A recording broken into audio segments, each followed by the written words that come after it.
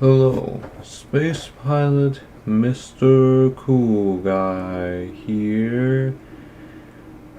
And, well, you believe it? Yes, we've been doing these random facts for nearly a year. It's been 11 months.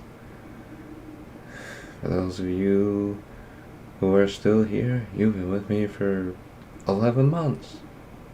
For those who've been there since the beginning, for those of you just joining, well, welcome aboard. It's the space crew. Or maybe the random facts crew?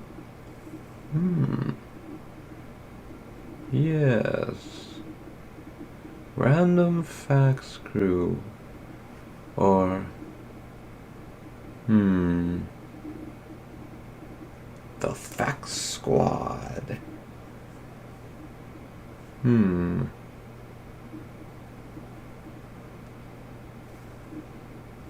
we'll workshop it. I guess we'll stick with Space Crew for now, until potentially something better is come up with. But, anyways, oh, and I'm just, I figured it'd be nice to call y'all something, instead of just fans, give you a unique experience. Anyways, it's time for 10 more random facts you may or may not know. Starting with fact number 1. Pyro portraits. Nigerian artist Alex Peter Adoko creates amazingly lifelike portraits with fire, razor blades, and sandpaper. He has perfected the art of pyrography, where he uses carefully controlled gas-powered torches and hot pokers to burn scorch marks into a wooden canvas. With razor blades and sandpaper, he then lightens the shades of the burned areas to create the final image. I mean, they say don't play with fire, but this guy takes playing with fire to a whole new level. Of course, he's a professional, so, he takes fire and makes art with it.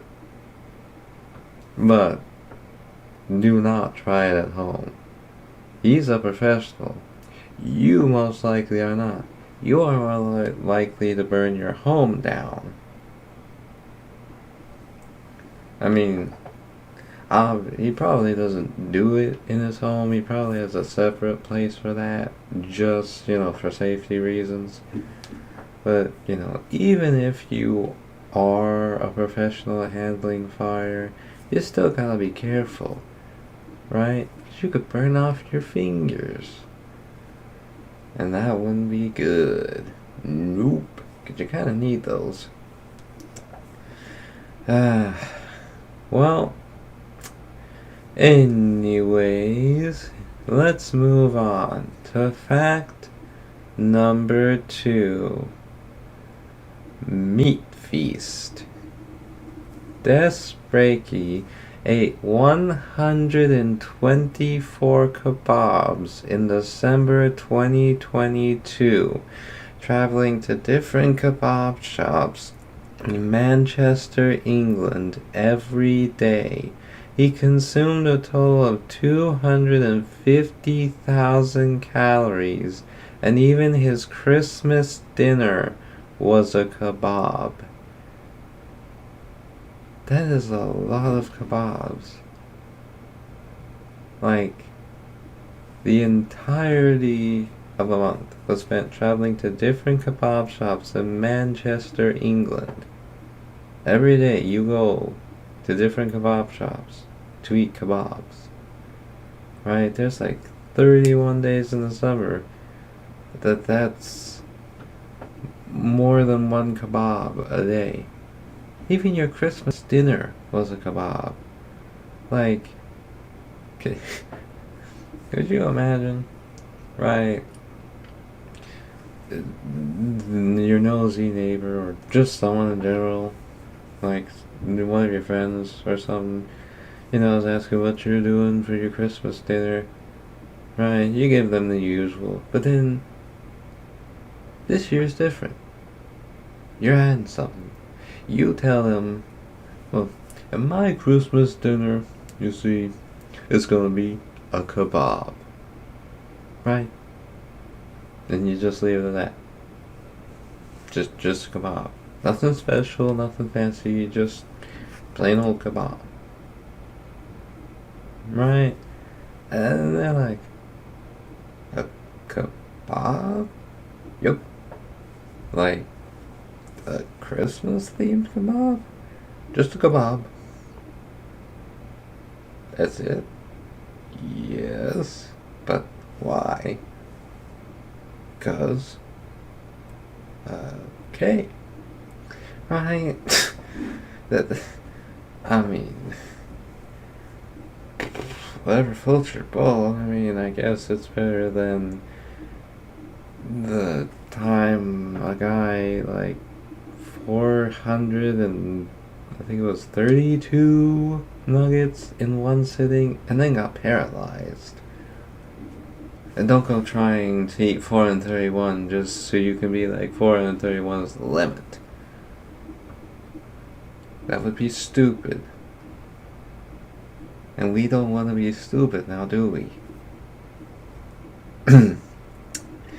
But anyways, let's move on to fact number 3. Short border. The border between the English counties of Northamptonshire and Lincolnshire is only 62 feet or 19 meters long. Dang. That's a short border. And a short fact. Goes hand in hand. but seriously, 62-foot long border. I mean, that wouldn't seem short to me, but I guess in comparison to other borders around the world, that's short. 62 feet is short. I mean, I guess technically if you compare it to like the Canadian-American border, yeah, that's short. I mean, 62-foot building compared to like a store, 62 feet is large. But 62-foot country border compared to other borders, it's short. So, context. But dang. I mean, that's... wow. I mean, that makes you wonder though. If 62 feet is considered short, how much shorter would you have to go for it to be considered tiny? Like, what's the maximum amount of feet you can be and be tiny in terms of country border, right? Well, if there is a shorter border, there probably is. And if not, you'd probably have to get a short border order. I am unintentionally rhyming. Oh. Alright. Let's move on to fact number 4. Wrong way. New York City 1. An artwork by Dutch abstract painter Piet Mondrian has been accidentally hanging upside down in various galleries around the world for over 75 years. This adhesive tape version of his oil painting New York City was first displayed in 1945, but the mistake was not discovered until 2022. I'm sorry, how? How do you not notice that the painting was hung upside down for over 75 years? I mean, like, he like, it had to have been handed to them right side up, right? They had to have seen what it looked like right side up. Unless they had assumed that it was handed to them upside down, so they then hung it upside down thinking it was right side up.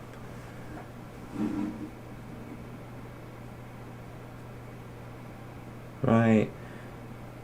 I I mean, yeah, it's just adhesive tape, so how would you know whether or not it is? But, like, okay, it's an easy mistake to make, I guess. My thing is, how see now I'm wondering, how do you even notice that something like that is upside down, right? Because given it's adhesive tape, if you can't tell whether or not it's upside down, how would you even eventually find out? Unless it's someone who had seen a picture of the painting right side up and was like, this seems like it's the wrong way around. But like, see, it'd be one thing if one gallery put it in wrong, because you know it's a one-off thing. There's gonna be some gallery that gets it wrong, right? Because you know it just happens. But multiple galleries, like you're telling me not one gallery called out, not one gallery was like, this seems off. That I mean, that was by back then standards, not today's standards, where bananas and tape and McDonald's pickles and a glob of ketchup are considered expensive art. So that was back then when art meant something. When we created actual paintings, not just threw random objects onto the wall and ceiling and said, voila, ma masterpiece.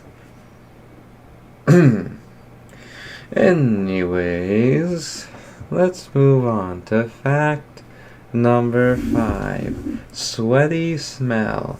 Brazilian model Vanessa Moura launched a new perfume, Fresh Goddess, which included her body sweat as an ingredient. Each bottle contains 0.27 ounces or 8 milliliters of her perspiration.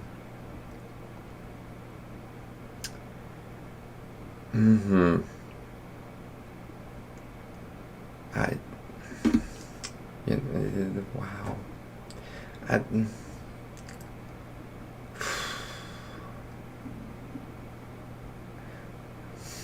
You know there are people that are gonna buy this. There are people out there who will buy it. Unfortunately. It's not needed. Like, why? Just why? I mean, you could just not buy it. It doesn't make any money and it's a failure. But there are people out there who will buy it. You know there are. And those people will buy it.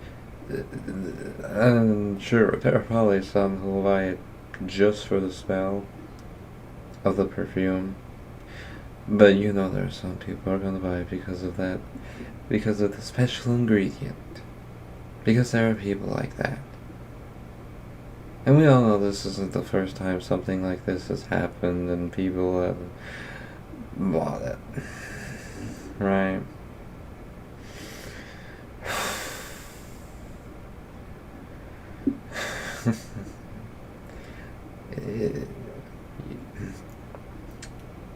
You know what? How about we move on? Maybe we'll move on to a fact where humanity isn't doing stupid things. Alright. Fact number 6. Spy code.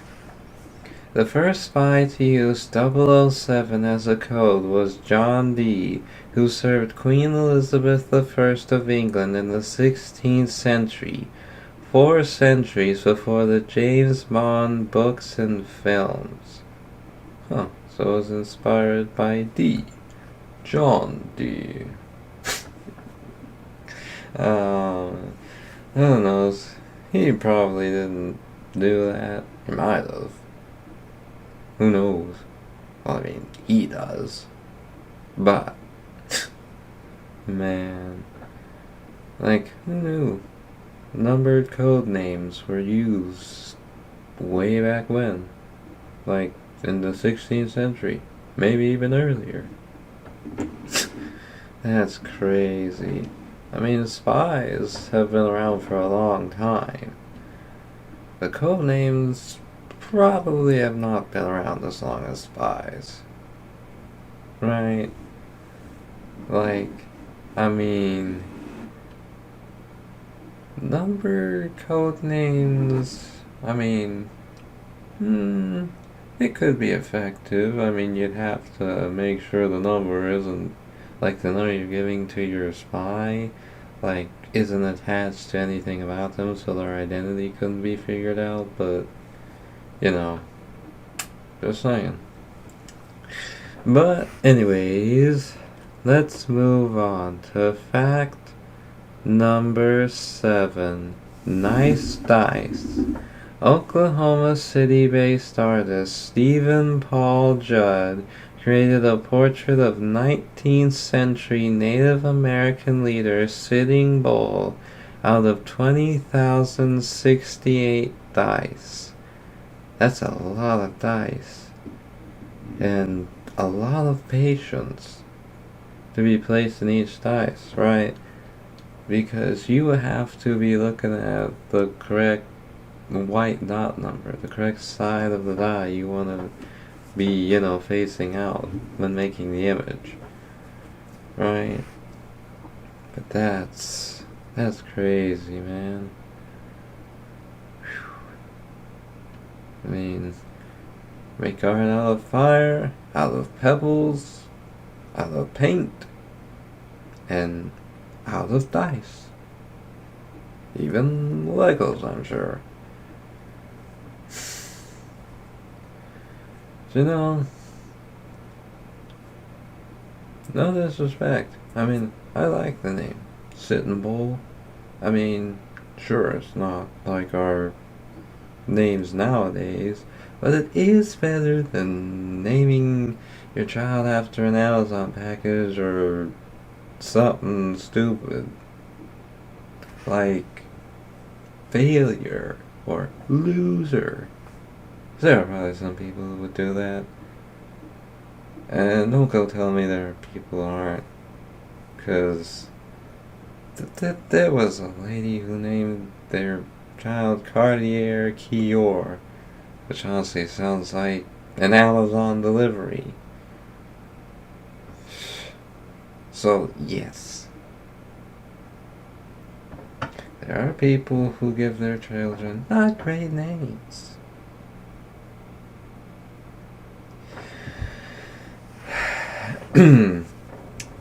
Anyways, let's move on to fact number 8. New name.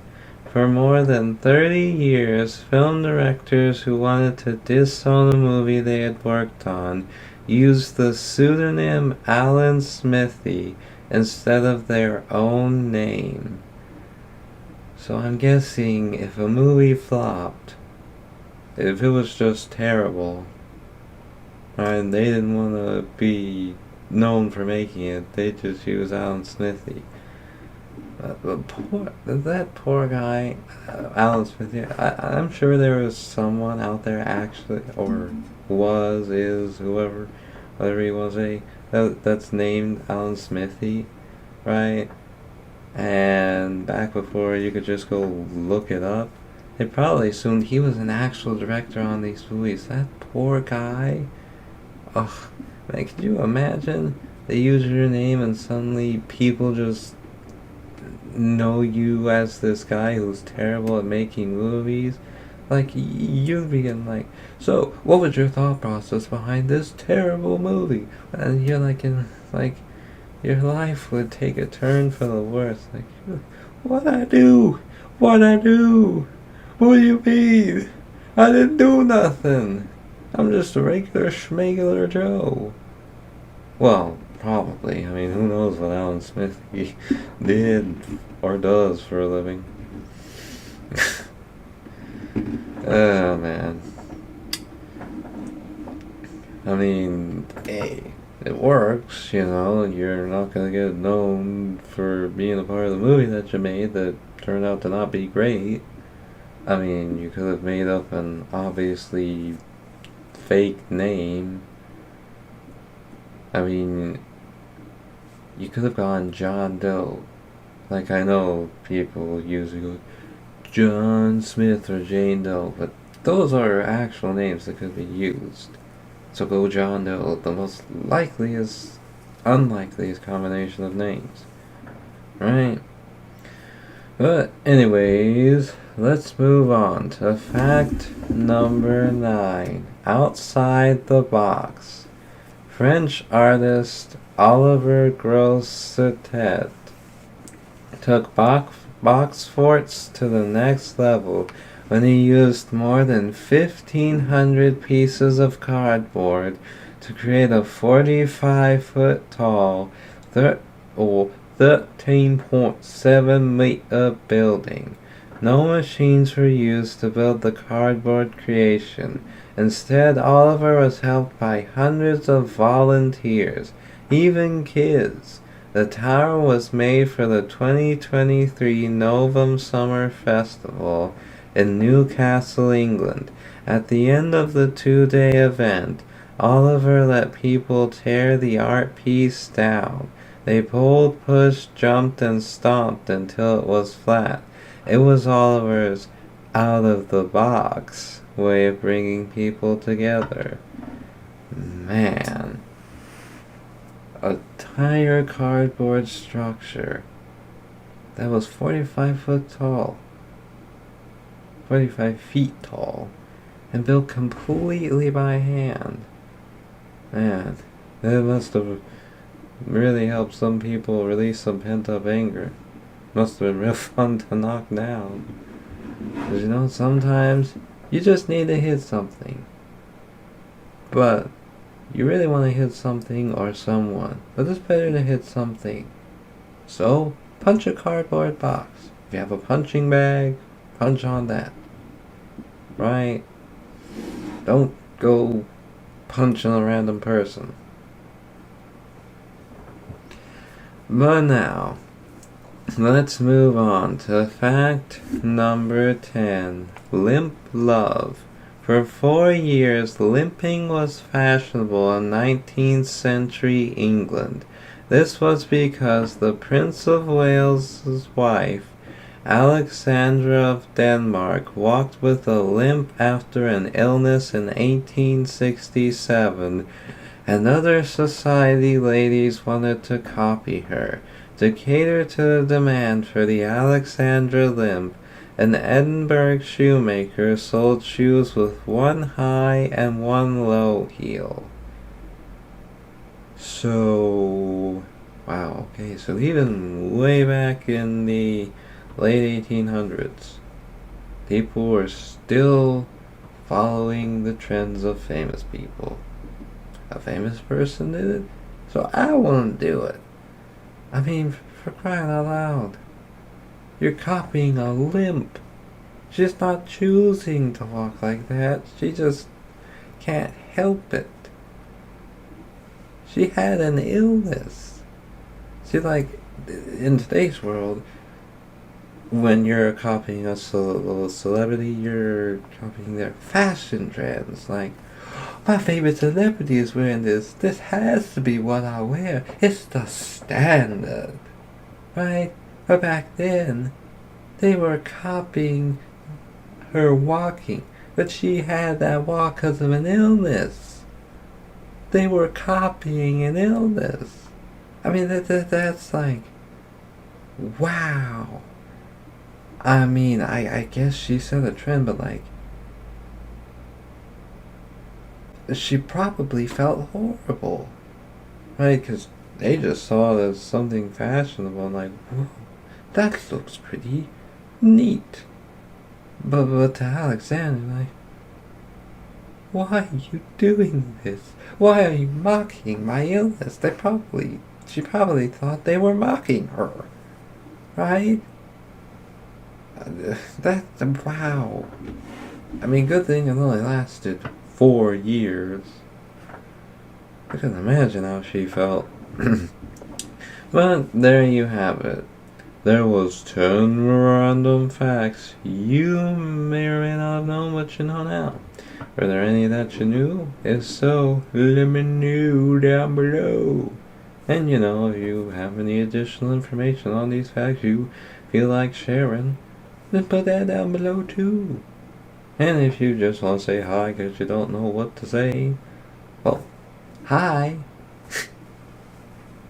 If you enjoyed, leave a like. And, subscribe and maybe hit the bell. That way you don't have to go searching for me constantly. I'll be right there in your subscriptions feed, and you'll get notified the second a new batch of 10 facts has been sent. Not that you have to watch it right then, but I'll let you know, hey, there's a new batch of 10 facts you can hear about. You might have some new stuff you can learn. Yep. Well, anyways, I'm Space Pilot Mr. Cool Guy, and as I always say, my dear space crew, to infinity and more facts.